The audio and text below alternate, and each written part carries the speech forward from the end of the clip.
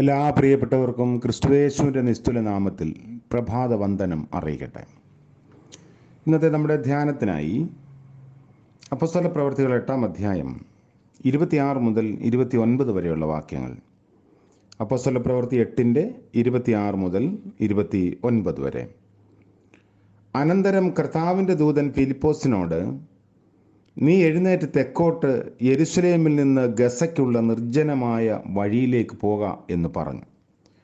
അവൻ പുറപ്പെട്ടു ചെന്നപ്പോൾ കന്നക്ക എന്ന എത്യോപ്യ രാജ്ഞിയുടെ ഒരു ഷണ്ഡനും മഹാനും അവളുടെ സകല ഭണ്ഡാരത്തിനും മേൽ വിചാരകനുമായ ഒരു എത്യോപ്യനെ കണ്ടു. അവൻ യെരുശലേമിൽ നമസ്കരിപ്പാൻ വന്നിട്ട് മടങ്ങിപ്പോകയിൽ തേരിൽ ഇരുന്ന് യെശയ്യാപ്രവാചകന്റെ പുസ്തകം വായിക്കുകയായിരുന്നു. ആത്മാവ് ഫിലിപ്പോസിനോട്, നീ അടുത്ത് ചെന്ന് തേരിനോട് ചേർന്ന് നടക്ക എന്ന് പറഞ്ഞു. കർത്താവിൻ്റെ പരിശുദ്ധ നാമം വാഴ്ത്തപ്പെടുമാറാകട്ടെ. ഒരു ആഴ്ചയുടെ അവസാന ദിനമായ ശനിയാഴ്ച പ്രഭാതത്തിൽ നമ്മൾ ദൈവസന്നിധിയിൽ ആയിരിക്കുന്നു. ഒരു വ്യക്തിയോട് കർത്താവിൻ്റെ സുവിശേഷം പങ്കുവയ്ക്കാൻ ഫിലിപ്പോസിനെ ദൈവം നിയോഗിക്കുന്ന രംഗമാണ് നമ്മൾ വായിച്ചത്.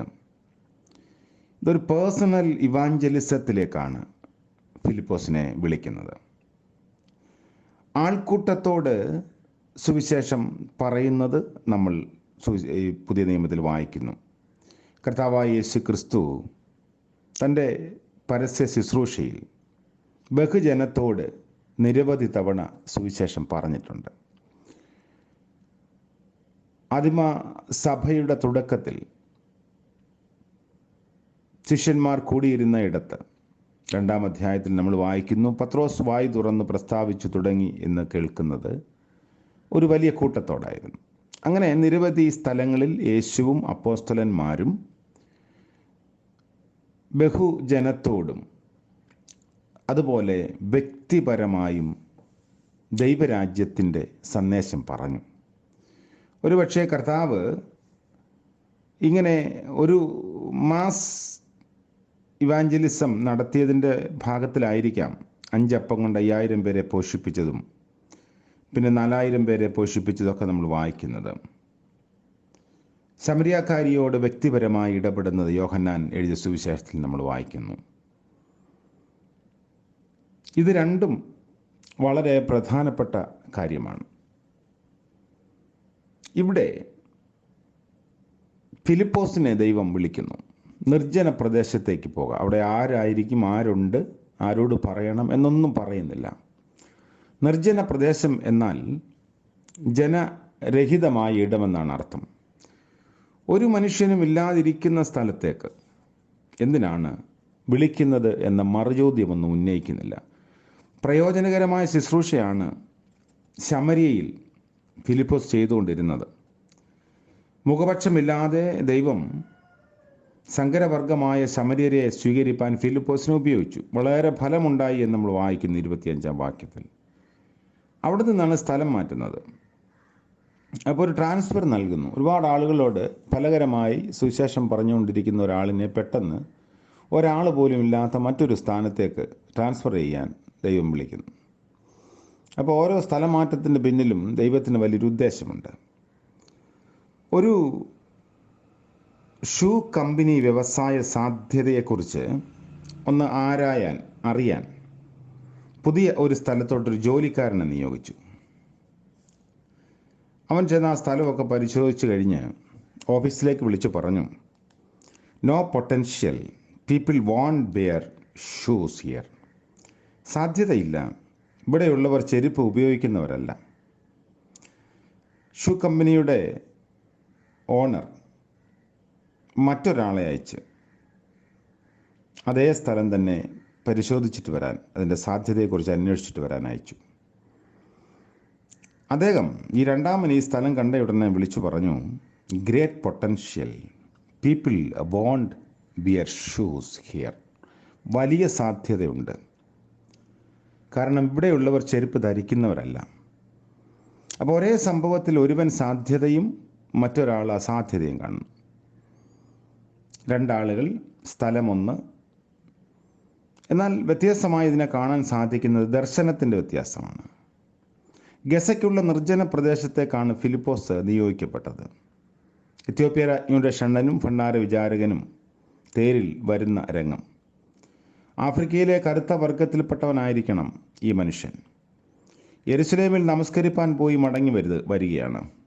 ജന്മനാ യഹൂദനോ അല്ലെങ്കിൽ യഹൂദ മതം സ്വീകരിച്ചവനോ ഒക്കെ ആയിരിക്കാനും സാധ്യതയുണ്ട് എന്ന് വിവക്ഷയുണ്ട്. വിജാതീയനായിരുന്നുവെങ്കിൽ വിജാതീയരിൽ നിന്ന് ആദ്യം സുവിശേഷം സ്വീകരിച്ചവനായി ലൂക്കോസ് അവനെക്കുറിച്ച് പറഞ്ഞേക്കാം. അങ്ങനെയല്ല, ആ പദവി കൊർന്നല്യോസിനാണ് ലഭിച്ചിരിക്കുന്നത്. ഇവിടെ ശ്രദ്ധേയമായൊരു കാര്യം തേരിനോട് ചേർന്ന് നടക്കുക എന്ന് പറയുന്നു 29-ാം വാക്യത്തിൽ. ആരോട് കർത്താവിനെക്കുറിച്ച് പങ്കുവയ്ക്കുന്നുവോ അവരുടെ ഹൃദയത്തുടിപ്പുകൾ അറിയത്തക്കവണ്ണം അവരോട് ചേർന്ന് നടക്കുക. പുറമേ കാണുന്നത് പോലെ അല്ലായിരിക്കും പലരും. പുറമേ ഒന്ന് പ്രകടിപ്പിക്കുകയും അകമേ മറ്റൊന്നായിരിക്കുകയും ചെയ്യുന്നവരുണ്ട്. അനുഭവിക്കുന്ന സംഘർഷങ്ങളും അനുഭവങ്ങളും അടുത്തുള്ള ഇടപഴകലിൽ നമുക്ക് നന്നേ അറിയാൻ കഴിയും. മറ്റുള്ളവരോട് കർത്താവിൻ്റെ സാക്ഷികളായി ജീവിക്കുന്ന നാം എങ്ങനെയാണ് ഇടപഴകുക? ക്രിസ്തേതരരായ നമ്മുടെ സ്നേഹിതർ, അവരോട് ചേർന്ന് നടക്കാൻ, അവരുടെ ഉള്ളം തിരിച്ചറിയാൻ നമുക്ക് സാധിച്ചാൽ കർത്താവിൻ്റെ സ്നേഹത്തിലേക്ക് ചിലരെയൊക്കെ കൊണ്ടുവരാൻ കഴിയും. 1882 വടക്കേ ഇന്ത്യയിലെ പ്രവർത്തകനായി നിയോഗിക്കപ്പെട്ട ഫ്രെഡറിക് ടക്കർ ജനറൽ വില്യം ബുള്ള നൽകിയ നിർദ്ദേശം എൻ്റർ ഇൻടു ദയർ സ്കിൻ എന്നായിരുന്നു. അവരിൽ ഒരാളായി അവരുടെ ഇടയിൽ പ്രവർത്തിക്കുക. ഉത്തരേന്ത്യൻ ശൈലിയിലായിരുന്ന ടക്കറിൻ്റെ വേഷവും ഭക്ഷണവും താമസവും എല്ലാം ഭാരത സുവിശേഷീകരണത്തിൽ ഏർപ്പെട്ട് പാശ്ചാത്യ മിഷണറിമാർക്ക് പറ്റിയ പാളിച്ചകളിലാണ് അവർ തദ്ദേശവാസികളുമായി ഇഴുകിച്ചേരാതെ ചില മിഷൻ കോമ്പൗണ്ടിൽ താമസിച്ച് പ്രവർത്തിച്ചു എന്ന് നമ്മൾ വായിക്കുന്നത്. വേഷത്തിലും ഭാഷയിലും ജീവിതശൈലിയിലുമെല്ലാം അവർ പാശ്ചാത്യരായിട്ട് തന്നെ ജീവിച്ചു. ഈ പാളിച്ച മനസ്സിലാക്കിയ ഒരാളായിരുന്നു വില്യം ബുള്ള. അതുകൊണ്ടാണ് അദ്ദേഹം പറഞ്ഞത് അവരിൽ ഒരാളായി ജീവിക്കാൻ സാധിക്കണം. ഫിലിപ്പോസ് തേരിനോട് ചേർന്ന് നടന്നു. അതുകൊണ്ട് ഈ എത്യോപ്യക്കാരനോട് അദ്ദേഹത്തിൻ്റെ സംശയങ്ങളൊക്കെ നിവർത്തിച്ചു കൊടുക്കാൻ സാധിച്ചു.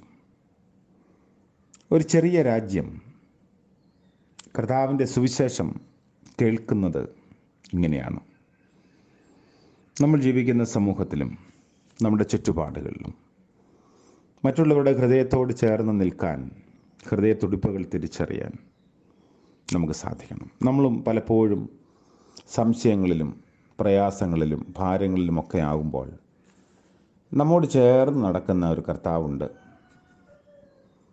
നമ്മുടെ പ്രതിസന്ധികളുടെ മധ്യത്തിലും ബുദ്ധിമുട്ടിലും സംശയങ്ങളിലും നമ്മോട് ചേർന്ന് നടക്കുക, ഒപ്പം നിൽക്കുക. ലോകത്തിൽ നമ്മൾ കാണുന്ന ആളുകൾ, നമ്മൾ ആശ്രയം വെച്ചിരിക്കുന്നവർ ഒരു പക്ഷേ നമ്മളോടൊപ്പം നിന്നു എന്ന് വരില്ല. നമ്മുടെ ഉള്ളിൻ്റെ തുടിപ്പുകളെല്ലാം മനസ്സിലാക്കിയെന്ന് വരില്ല. നമ്മളെ നന്നായി അറിഞ്ഞ് നമ്മോട് ചേർന്ന് നിൽക്കുന്ന കർത്താവിൻ്റെ സന്നിധിയിൽ നമ്മെ തന്നെ സമർപ്പിക്കാം. നമ്മുടെ ഹൃദയത്തുടിപ്പുകൾ അറിയുന്ന യേശുവിൻ്റെ സാന്നിധ്യത്തിൽ നമുക്ക് നമ്മെ തന്നെ സമർപ്പിക്കാം. ഇന്നത്തെ പകൽക്കാല ജീവിതത്തിൻ്റെ അനുഗ്രഹത്തിനായി പ്രാർത്ഥിക്കാം. കാരുണ്യവാനായ വാഴ്ത്തപ്പെട്ട ദൈവമേ, മറ്റൊരു പ്രഭാതം കൂടെ ഞങ്ങൾക്ക് ദാനമായി നൽകിയല്ലോ. ഞങ്ങൾക്ക് ലഭിച്ച നിദ്രയ്ക്കായും വിശ്രമത്തിനായും സ്തോത്രം. സാധ്യതകളുടെ നന്മകളുടെ ഒരു ലോകത്തിലേക്ക് പ്രവേശിപ്പാൻ ഞങ്ങളെ സഹായിക്കണമേ. പുതിയ പുലരി കർത്താവെ അവിടുന്ന് ഒരുക്കി ഞങ്ങൾക്ക് നൽകി. സങ്കീർത്തനക്കാരൻ പാടിയതുപോലെ രാവിലെ ഞാൻ നിനക്കായി ഒരുക്കി കാത്തിരിക്കുന്നു. കർത്താവേ, ഈ പ്രഭാതത്തിൽ അല്പനേരം അവിടുത്തെ സന്നിധിയിൽ ചിലവിടുവാൻ ഞങ്ങൾക്ക് അവസരം നൽകുന്നുവല്ലോ. ഇന്നത്തെ പകൽക്കാല ജീവിതത്തിൻ്റെ ഊർജവും ബലവും അങ്ങയുടെ വചനം ധ്യാനിക്കുമ്പോൾ ഞങ്ങൾക്ക് നൽകണമേ.